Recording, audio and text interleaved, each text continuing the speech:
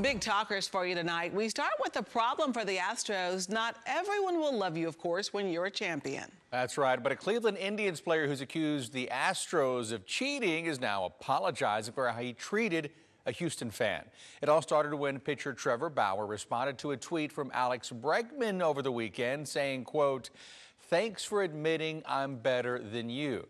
Well, Texas State University student Nikki Giles jokingly tweeted a response to Bauer, quote, "My new least favorite person in sports." Well, the two went back and forth, but then Bauer ramped things up, tagging Giles in more than 80 tweets, including saying Giles was obsessed with him. Well, tonight, Giles tells us she never expected this to escalate, but Bauer's followers have been harassing her, sending her sexual, foul, and even hateful messages for days.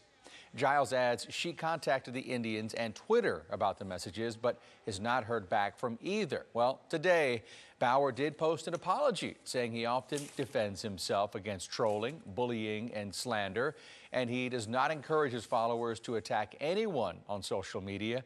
Giles tells us she accepts it because she does not have the energy to hold a grudge.